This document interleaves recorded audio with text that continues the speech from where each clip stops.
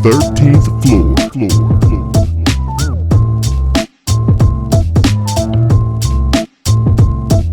The 13th floor. Good morning, everybody. Welcome to another beautiful day here on the 13th floor, where the furniture isn't always the best, but the views are amazing. I am your moderator, B. Jones, and we're going to continue our discussion from last week on the father, brother, husband, son topic and the pressures that we tend to feel facing or being in all of those roles in our households and our communities. But before we jump in all of that, let me introduce my guys. Coach K, you up first, man. What's going on? Hey, man. Happy morning to everybody. You don't sound too happy, bro. Oh, man. Look, I'm good, man. You know me, I'm even. Yeah, that's true. Even all the time. Until he gets mad. Chapo Fresh, what's good with the name today, man? You feeling like a narco? I felt I need to be on my boss move. You know, sometimes you got to boss up. So, you know, you put that Chapo in front of everything. Everybody knows it's boss season. So we here feeling bossed up, ready to get it, this part 2, get it cracking. Glad my dog Art is in the building. He is in the building. Welcome back, our friendly BFBG. Faison, What's going on? Hello, everybody. Voice is crazy. I am not you got a toe in the best. Throat. Yeah, pretty much. It is not the best, but you know what? I'm here. I was upset that I missed last week. So much topics that hit directly on my nail head that I couldn't speak on. I was actually talking to you guys through YouTube, answering questions that you were talking about. So I look forward today to be able to give some good insight and talk the best as I can. Hoping you all can hear me through the bass. We can hear you. You got Mike D's afternoon voice. Yeah. Shout out Mike D getting some rest right now. Hey, Faison, so you got what? Another one of those baby colds? I don't know what it is. I've been struggling for about a week. And you know, I've been working like crazy. So day, night, hey, listen, it's true. I don't care what you guys say. That is a true thing. They come home with it and I take it and I catch it. Mm-hmm. So, anyway, that between that and working nonstop was crazy. But yesterday, the wife gave me a free pass to like sit in the room and sleep. So I just got some sleep time. And just relax and watch Jessica Jones and have my tea and a bowl of tomato soup, just all I can handle, and some Ritz crackers. It's great. Wow. Hey, so how is that season 2 of Jessica Jones? For those of you that don't follow, that's another Marvel Comics character, part of the Defenders. They had Jessica Jones part 1, now they're on part 2 right now. She's part of the crew with Luke Cage and Iron Fist, and yeah. It wasn't bad. It was better than Iron Fist, but Jessica Jones is never about action. It's always about drama, suspense. So there was a lot of detective and that kind of stuff. But if you're looking for like a Luke Cage fighting or Daredevil fighting thing, you're not gonna get it. It's not that kind of a show. It's okay. But it was okay. It's a lot of stuff going on. It's a lot of stuff going on. But it's not like you gotta be able to like watch like House of Cards and that kind of drama station kind of thing. It's not going to be action. There's a couple scenes, but like it's not big. Do you feel it's relevant to one to watch Infinity Wars and things of that nature? No. You probably can skip this whole Jessica season if you wanted to, and I'm sure they still wouldn't tie into Defenders. Like it's something it literally is by itself. It's not a thing. Okay. Yeah, it has nothing to do with the Infinity Wars folks. None of that. I was gonna say, how would they tie the movies into the Netflix series? Like, are they doing that actually? They might be with the Daredevil. They're trying to talk about bringing him in. I mean, if they did anything in New York City, they can have a quick scene of them being there, because they speak about like the incident and stuff happening on the shows, but they haven't been able to like connect the low level B characters to like the A high class ones. But they reference them on Netflix, but not in the movies. Okay, gotcha. Well, Art, man, I was gonna ask you where you wanted to jump in at on last week's discussion, since you Blackish. Okay, we'll come back to the wife in a second. What about Blackish, bro? So you guys were talking last week about a lot about the show, and I think I'll go to the HR comment you guys talked about the boardroom. Mm-hmm. That was perfect, because there are how Anthony Anderson and his team talk about things, and how they bring in like couple weeks ago, the talk. they had, where he was talking about how the black father has to talk with their kids and so forth, but the white parents didn't understand it, so that he had to like put it into their specific ways. Which talk are you talking about? Like the police brutality talk? Or Just the being black, just a black man, just being black in America talk, and he had to like spin it where he had to bring it into like bring a white woman in college and bring a white man without having any kind of large money. So there's the different parts of each person to let them realize that they all have the talk. It's just different. But our talk is about how how we have to understand we're black in America, and that part's there. So it was. I mean, everything about Tracee Ellis Ross is hilarious. Like you said, I agree with you 100%. She's lovely, isn't she? The grandma reminded me of my mom. Like me and EJ would watch together, and we'll just keep saying like, "That's your mom. That's literally your mom." Like the way she talks about things, like not in she's over dramatizing things, or probably saying it wrong. Dramatizing. Thank you. Things, but just the general fact of like the mom, the old school like grandma mom, like this is my mom 100%. And Kay and Ian know my mom. That's exactly how my mom is, and it's Most funny. of my moms, I think, are pretty much. So, and then last week, I mean, the one show that just came on this week, spoke about the sex talk and how they went through just a nod, like, yeah, he's getting it in, and your mom knows it.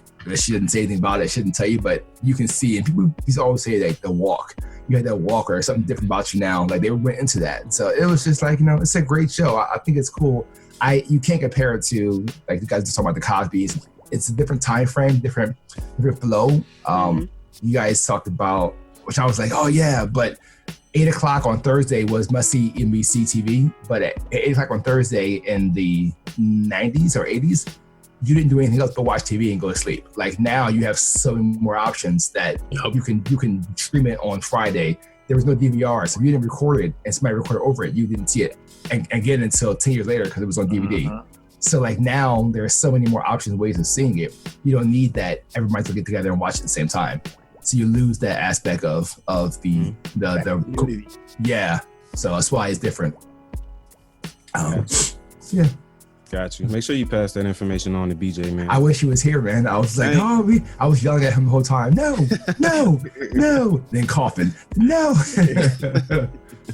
Wow. Hey, so you mentioned EJ gave you a pass, man, to like just have your own day, sleep it off or whatever. And that's one of the things that we kind of didn't get to last week was, the pressures as a husband and, taking on that provider, you doing everything you can to make sure your household is taken care of, your family and everything. But as a man, you require a certain amount of time to yourself. And I know myself being an introvert, there are times where I just don't want to deal with anybody. And it's not any fault of her own, my daughter, her father-in-law, anybody. I just want to sit at home, maybe watch a show, read a book, listen to music. That's it. I don't want to be bothered at all. How do you go about explaining that to your wife? That's the question I want to pose.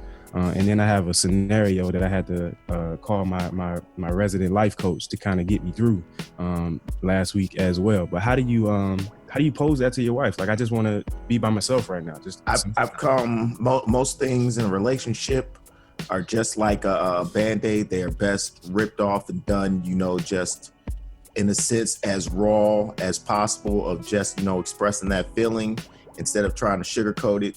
Understanding you are going to deal with, no matter how you say it or no matter what, they're still going to take it personal as like somehow they did something, no matter how many times you tell them and let them know that it's just like, I just need some time. It's not nothing against you. It doesn't matter. They're still going to take it that way, that you have to be able to understand. Like I always say, intent is what is the motivating factor. So if you can understand what your intent is, that you will have to deal with some of the backlash, but understand that it's not, I don't want to say not relevant, but it's not, no, I'm not telling you that I need time alone because I don't want to deal with you or be with you. It's just that I need some time to gather my thoughts and do things. Understand that you will get a little bit of the attitude of backlash, but over time they will start to understand that, oh, wait a minute, he is just wanting some time for himself. It isn't that there's something I did, because the first default is always them feeling like there was something that they did or something, and take it to another level when you're like, seriously, it is really simple.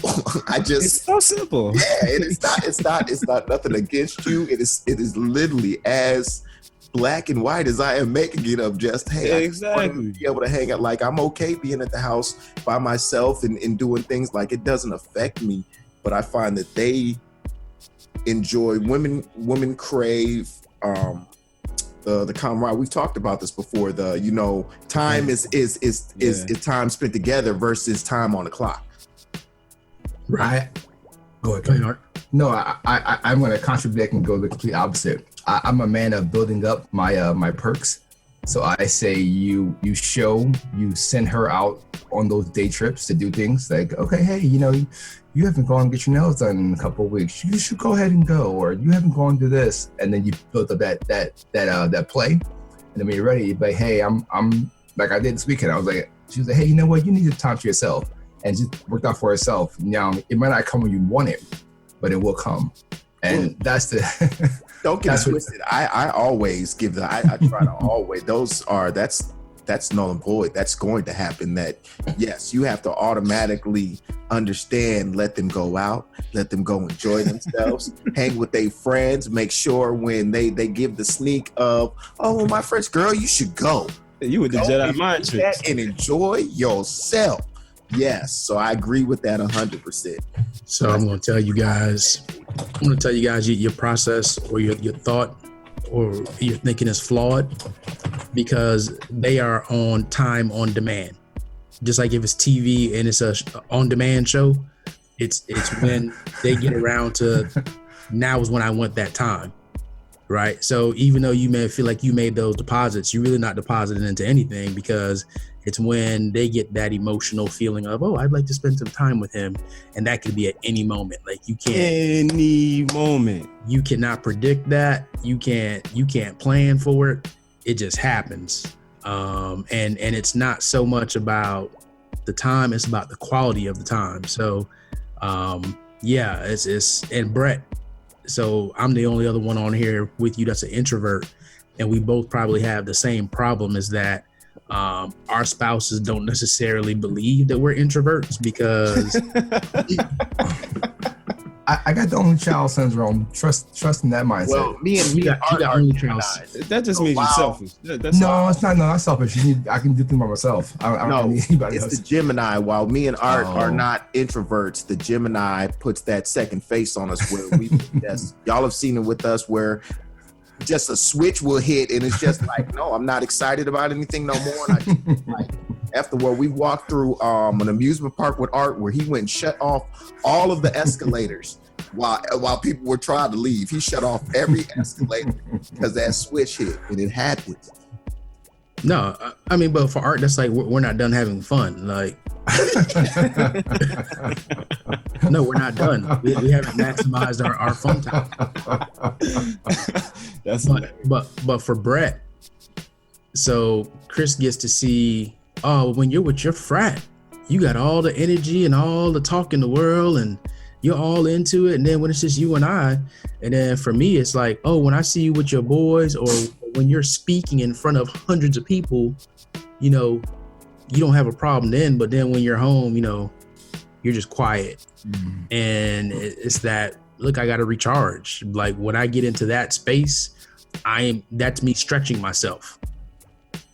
And I come home to be recharged. Like that's what the home space is for, is when I want to recharge. So, hey, if my thing is we gonna have to go out, we gonna have to do something because home is me being on the charger.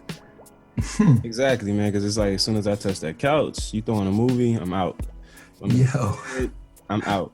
Like I can't do anything about it. The funny thing was that maybe a week and a half ago, EJ and I were talking about if we were like cell phones, you could see the battery life on your phone when you came home. You would see people, you know, needing to charge or charging up, or you know. Oh, wait a minute, yeah, your battery's blinking. I'm right. I need. We should have. You know what? I think I need to get a shirt that says the battery's dying, and you can put it on when you're not, you don't want to talk to anybody. Yeah, and then for those of us that have kids, which all of us have kids of varying ages, you know, then you're on extended battery life. Mm-hmm. And that's in your priority level, you realize that, okay, I got to dig deep to have these interactions with Asher or Namdi or Arinze, Nia, you know what I mean? Taylor. So there's so many things that I don't know if it always gets framed correctly as far as, okay, this is what he's doing, this is what he's going through. I mean, how many interactions do we all have with people every single day?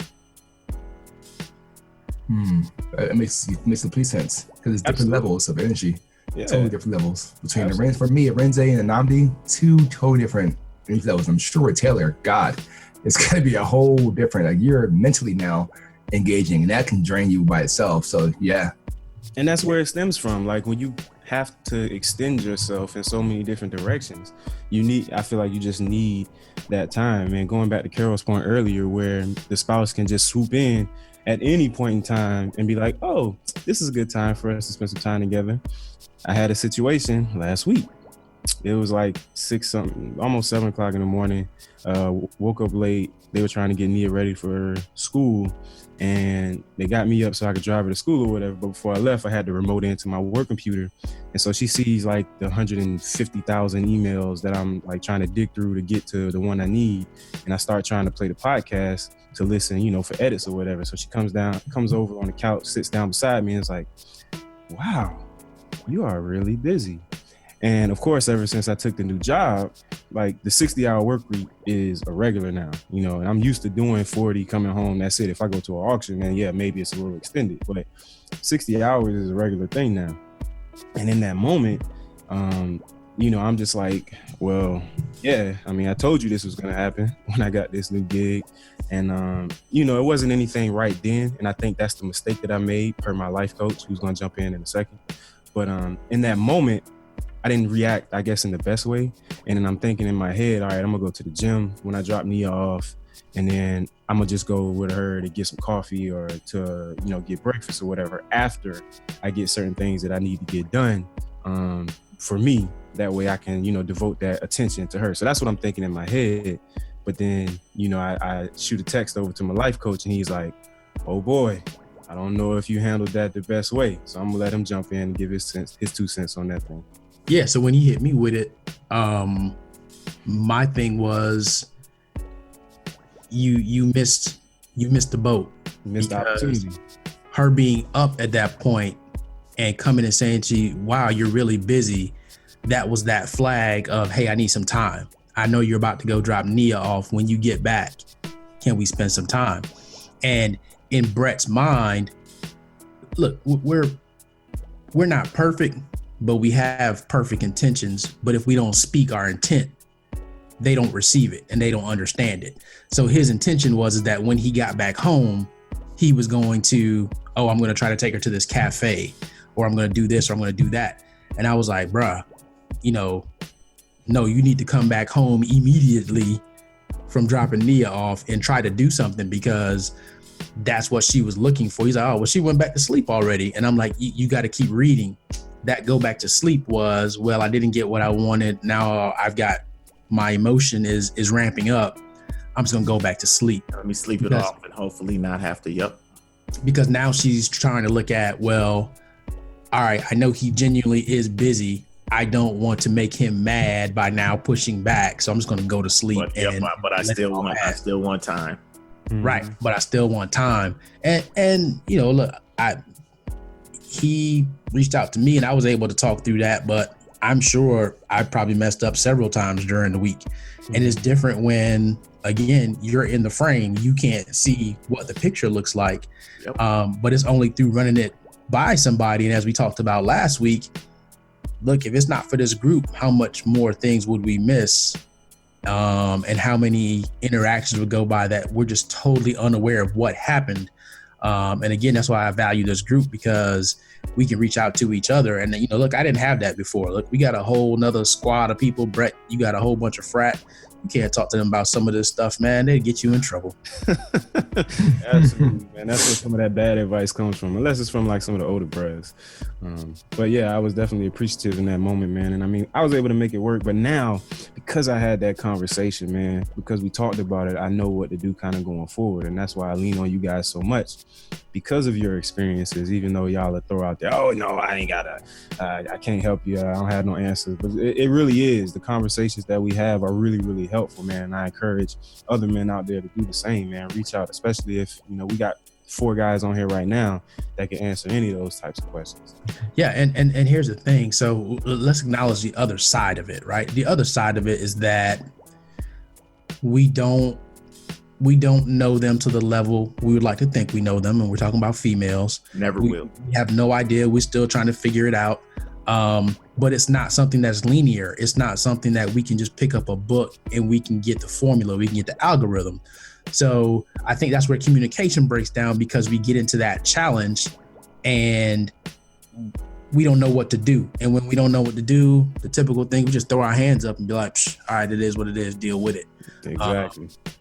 And that's the part that I think we all can learn to do better, including myself. I mean, look, I'm coaching other people and talking to other people through that stuff. I wish I could coach and talk myself through, just stand in the mirror and talk myself through my own stuff. And look, man, I got a phone call this week from somebody, a male, and the male said to me, man, look, I'm trying to make this stuff work. And I'm going to counseling, but the counselor is taking the totally wrong approach. And I had to tell him, you're taking the wrong approach. She is the male and I am the female. I am doing the things that normally her role would do. Like, I am the one that's sensitive. I'm the one that wants to spend the time, and she's just about whatever she's doing. Mm-hmm. And it's like, wow, like that's deep, because if you think about where we are at this point in time, that's happening more and more, where female and male, we've evened up. Mm-hmm. And then at some point you have those alpha females now that they've passed the male role, the male model. And there's a new friction that's being dealt with, that even if you go to a counselor, they don't understand that. They don't know how to work with that, because that's not traditional role. So when you're going and you're getting counseling in a traditional way, you'll never come to an answer, because this is not a traditional setup. It's not a traditional model. Okay, is that, wow, that's one very deep. And does that have to tie anything in with that person not having a dad at home, because he's overcompensating for the role of being a dad, so maybe taking on extra duties to show, his dad love for his kids? I think it's a variety of factors. I mean, that absolutely could be one, because you're going to take on the characteristics of the parent that you typically see more. Like, I think I have a lot of my dad's characteristics, but I think they're more genetic than the ones that I picked up from my mom and seeing her and doing. But there's so many factors that play into that, like the emasculation portion of it, that's part of it. Then you got the mass incarceration of the Black men, so there aren't fathers in the homes anymore, to the educational system and how it's stacked against us in general, Black men and women. But then the women have ultimately been in charge of the family structure, and I don't mean just making sure the house is clean and food is cooked. They've been providing for a long time, and so that's pushed them into roles where they have to educate themselves, which is why they're the most educated group in America right now, which is why they're the fastest growing group of entrepreneurs in America right now. So when you couple all of that together, yes, the dynamic is shifting. Hell, I thought I was going to be in a household where my lady was the breadwinner and I was going to be at home, taking care of the kids, which I'm completely fine with. I am. And I think that's another issue, is when we talk about the male ego and our pride that may get in the way of something like that, and attaching, your monetary contribution to what you're actually doing in the home. And even in a relationship, sometimes I think we as men sometimes fall into the place where if we're not the alpha in the situation, and that's in quotation marks, because you can provide in so many other ways than just your money, You know, like your time, your emotional intelligence, all of these things play a role. And I think we lose that sometimes, and it just goes from there. Yeah. If he used old alpha. He can have it. Nah, but I mean, look, I feel like that's probably one of the major root causes of everything that we experience today as a Black family. That's the evolution you see happening. Here comes my son. I'm like the third alpha in the house. There he comes. Good morning, son. I got some styrofoam for you, Ashley. You guys heard mine earlier. Somehow, if you listen hard enough, you would hear him talking in the background from 3 floors and up. Good morning, sir. Hey. Morning, Asher. Look at you smiling. Right. That's what I'm talking about. Happy baby. Say good morning. You say nope. Y'all gotta smile. I'm glad you brought Asher in, man. That takes me to my next topic. So I want to talk about the community raising the child. And it came to me just out of some randomness that happened last weekend.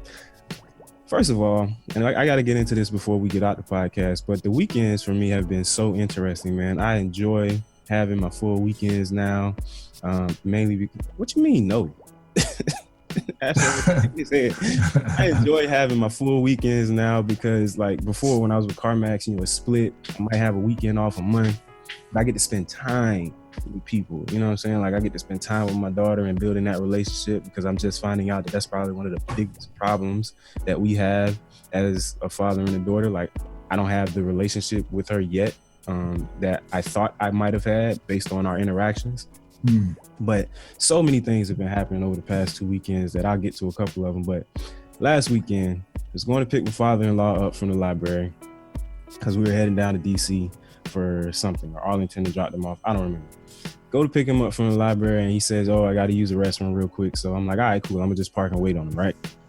I'm sitting in the parking lot, and it's 5 minutes past, 10 minutes past. I'm like, hey, man, what is this dude doing? Is he dropping bombs? What's going on? And he is in the backseat reading her Diary of a Wimpy Kid book. And then I happen to look in my side view mirror, and I see this man. Now, mind you, y'all saw my father-in-law walk past last week on the podcast. He's a little bitty guy. He's about 5'5", 5'6", probably 135 pounds soaking wet, right? But when I tell you, got the heart of a lion, dude, got the heart of a lion. So he's standing outside the library, and this other gentleman, about 6'4", 250, is towering over him. And when I tell you it's like a David and Goliath moment, I'm looking, I'm like, oh, shit. I'm like, Nia, stay in the car. I hop out the car, go see what's going on, and, you know, try to get in between it or whatever. And so what happened while the altercation was kind of brewing, there was a young man, probably 15, 16 from the looks of it, because it looked like a group of them, like it was an uncle and his nephews or something. There was a young man, used the restroom in the library, and I guess he urinated all over the seat, or at least my father-in-law thought he did. So he went to talk to the young man afterwards. Now, father-in-law is from New York. He's from Brownsville, Brooklyn. So you can already tell what kind of character and attitude and method of speaking he has. So he's like, hey, yo, come here, or whatever. And he's trying to talk to him about, you know, the bathroom or whatever. I guess the uncle sees that and was like, nah, you don't need to talk to him. You need to talk to me. And I'm like, he's like, okay, come here. Your son or whoever has urinated all over the seat. I'm trying to tell him, you know, he needs to get his act together or whatever. And the uncle, per my father-in-law's statement, goes to defending him and says, oh, he's just a kid, you know what I'm saying? Like, you know, whatever. And so that's when father-in-law gets a little upset and is like, no, you raising him to be like this or whatever. And I think that's when father-in-law says, you know, you want to talk about it, we can talk about it outside. Now, you tell somebody you want to talk about something outside, what does that mean? No time for now. Yeah. Let's Soon as we get in the car, I'm like, you can't say that. You cannot say that. That's what you sound like. outside. But this Mark is can relate. That's his granddaddy. this is an instance where the community, my father-in-law, trying to help raise the child, teach him right, but the parent is sort of dismissive of the behavior. Maybe the kid didn't urinate all over the seat. Maybe it was already there. I don't know. But his first reaction was to defend his child. But so with that I guess with that going on, do we feel comfortable still going out to help raise the children in our community? I think that it's 100% something we need to do, but of course it's always about how you're going to make that statement, choosing to do it wisely, and understanding, just like in relationships, that you do not control the outcome you are going to receive by being the person to step up and want to make that statement. Because I am 100% positive there are many altercations who have started from someone thinking they were doing just as your pops did, just trying to be that voice of, hey, just be conscious of this, and it's something that you could do better, and it's not received in the best manner. But I definitely do not I definitely feel that we cannot let the potential of harm be what stops you from the potential of gain at the end of the day, and being able to help the community. I think first we have to understand where that comes from. That saying comes from. It's a African proverb. It takes a village to raise a child. They literally meant we were in a village. We all knew each other. Everybody contributed to the benefit of the village. So now at this point in time, maybe when we had segregation and we were all in our small little neighborhood, we all knew each other. We knew who the person was down the street. But because of modern times, we don't have that. So I think it makes it more difficult. So when you think of village now, like, hey, we got a village, right? It's a cyber village, but we don't see each other's kids every day. Now, sure enough, if I saw Nia going down the street when I lived in Maryland, I would probably stop and question, hey, Nia, what are you doing? Where you going? What's going on? And I would communicate to you that I saw Nia. Same thing for Namdi, same thing for Arinze, same thing for Taylor. But that's not where we are at this point, because we travel so much and we extend and we move around so much. I think it makes it a little bit more difficult, and it's hard for you to find that consistent village when you're constantly in transit. I mean, since the time you guys have known me, how many times have I moved? Like, I don't even like my neighbors. Y'all know that. I don't even want you to contribute to the village. Your dog smelling self. So for me, I just feel like the community is going to end up raising your child one way or another. And we as parents have to understand when there's good counsel and when there's bad, because once your child gets of that age, 14, 15, 16, they're going to be in the streets a little bit more. They're going to be out of your supervision a lot more. And the character that we put into them is going to help them receive certain messages. Granted, my father-in-law probably didn't have the best delivery of what he was trying to convey. However, the intent was all out of love and care. And that's the most important part. And I think that if we could have stepped away for just a second and saw that and taken that for what it was, everything else kind of would have went a lot smoother. Also, I just don't think that, we can defend certain behaviors in our kids. Now, granted, like I said, maybe he doesn't know what happened, but to not, okay, let me find out or something, or thank you for bringing that to my attention, to immediately be dismissive and be like, oh, he's just a kid. What kind of man are you raising at this point? I think that's one of the biggest issues too, is the allowing of shortcuts in life and the allowing of the, just chalk it off to them being young. And it's always interesting how long white children are allowed to continue to be kids, but how quickly Black children are considered adults when it comes to the law. And so having to make that understanding and express that to them and let it be something that's understood that, really by the time you're 10, if you do something and even mistakenly, you will be considered as an adult in the eyes of the law because of who we are. But it's even before, it's even outside of the law. As we talked about last week, because of the different models of home life, you get cast into an adult role early. I was writing checks to pay the bills when I was 9. Yeah. You see what I'm saying? I was ironing my own clothes at 9. Mm-hmm. So those are adult things that you're doing. So you develop in a different kind of way. But I want to go back to something, because I think when you talk about the levels and the patterns of respect, we were taught when we were younger that we would, you're supposed to give respect to any adult, any authority figure. Yep. Now it's almost an option. Yeah. If that yeah. It's crazy. right? It's crazy. Like you see kids calling adults by their first name. No. Yeah. I have to literally like bite my tongue with a couple of Taylor's friends, because I walk out somewhere and like I was at the soccer game the other day.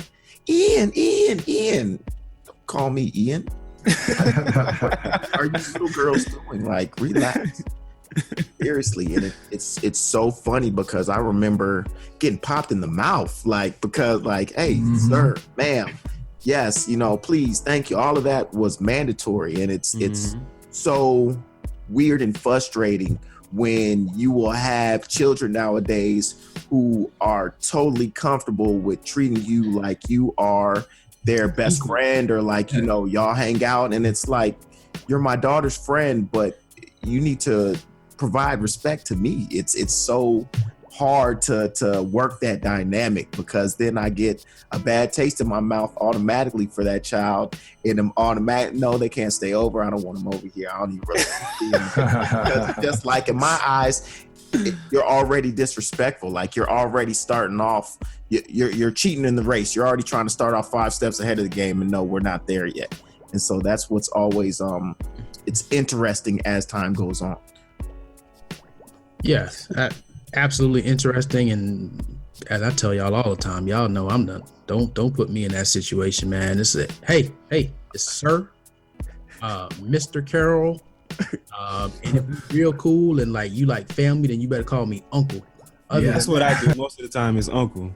But do y'all get the so does Taylor's friend say, Taylor's dad or Taylor's mom? Because that's what I get all the time. I wouldn't mind. That'd be fine. Taylor's dad or I'm a lot more okay with Taylor's dad. And, I have a different dynamic because she's my stepdaughter. And so it's actually been crazy watching the dynamic of when she was younger.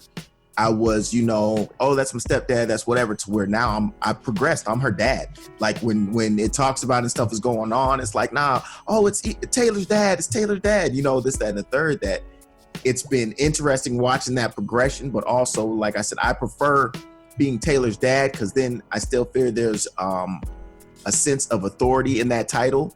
Whereas when I'm just Ian, I feel that there's that peer-to-peer relationship that no, we're not peers. I still want you to understand that even though I'm probably a lot funner than most of your dads will ever be in life, that's still give the green light for you to feel that, we are on the same level. I still want you to respect me. I still want to understand that you are not, some young psychopath. And I want to feel safe in understanding that, you and my daughter together are going to be 2 intelligent people together, and not that you are somehow putting her in a place of danger, really, at the end of the day. Right. Easy. Well, we're going to leave that there as far as the community raising the children. I'm definitely going to see, if I see something, I'm going to say something. So if your son, daughter is out there doing something crazy, Uncle Brett is going to step in. First quarter. What we got left, gentlemen? I got to get you out of here, huh, Kay? So I want to go to... I'm going to go to Mr. Faison, man, because we've been missing Arts Corner for Arts Corner. So I'm going to tie in last week's conversation to this. So hug your children after you discipline them. So we talked about before having that fear after it's all said and done, and you discipline your child, got them going, go back and talk to them about the reasons why you did it. Give them a good strong hug, because that's going to change the next 2 days, 3 days, or a month, or even punishment. Doesn't matter. That interaction you have with them after you discipline them changes from fear to understanding. And a hug could be anything. A hug could be a talk. A hug could be whatever it may be. But a good hug is important. Yeah, that physical contact is important, especially after you just wore their little behinds out, man. They need to know. It is so funny that you guys just said that, man, because I was at work yesterday and I had to tell some folks that, look, I am not here to man sit. I don't babysit grown men. Somebody said, "Oh, sir, are you raising your voice? Are you getting mad?" I said, "No, absolutely not." I said, "When I get mad, my voice gets lower. I am at the highest of my anger. I'm almost whispering to you, and I'm very close to you. And then to throw people off to make them feel like everything is cool, I just give you a hug at the end, and then I walk away from you."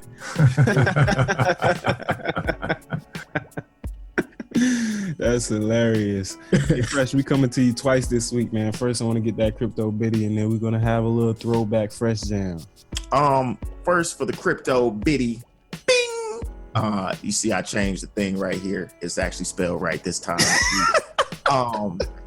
But crypto biddy this week, there was a lot of FUD, fear, uncertainty, and doubt. I know you guys have heard me say it before this week because Google, just like Facebook, has followed along the lines of deciding to ban crypto advertisements on Google, Facebook, and other locations, which, you know, this is what happens. You know, I feel it is a cleansing process. There has been a lot of BS at the end of the day going on within the crypto space. You know, I fell into things such as the BitConnects, the other lending platforms that were created and have, you know, ran their process. They're being weeded out now. There's a lot of initial coin offerings that are very faulty and based on fraudulent activities that it's a weeding out process now to get to the strength of what cryptocurrency truly is and can be, and the ability to see some of these businesses create products and you know, increase our ways of life as we move on. So don't let the FUD get you. While the market has been a bloodbath this week, I will say it is still the space to, you know, stay in tune to, still need to do your own research, but there's definitely still a lot of opportunity out here in Cryptopia. So please make sure to jump in the water, check out what's going on, go to cryptowithfresh.com, get yourself a little insight. After that, you can check out the Facebook and all the other good social media I got going on and stay in tune with this market because it's really a lot of investment opportunities out there. And I definitely encourage you to do you know, jump in the water. It's cool out here. It's nice. Real funky. Take that hat off, man. Put my DJ Barry B Fresh hat back on. What you got for us this week, man? Throwback jam.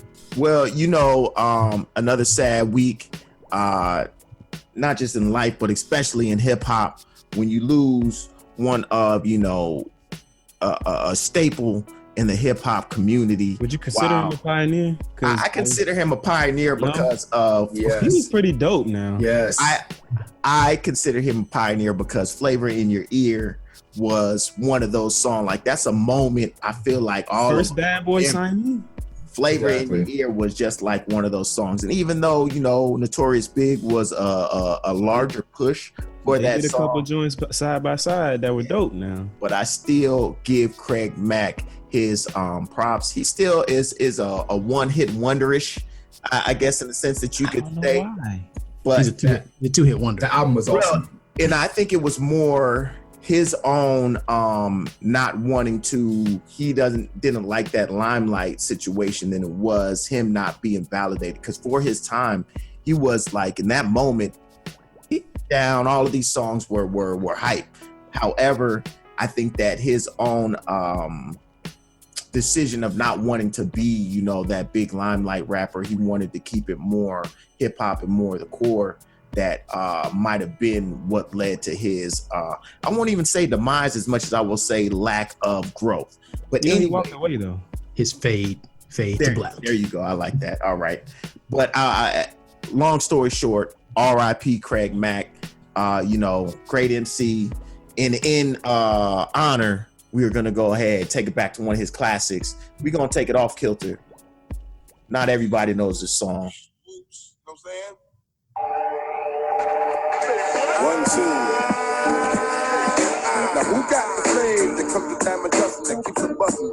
And that they fat when they bustin'. Welcome to the world of Mac, or Mac. You small. And that's 9 seconds. Like Mac song.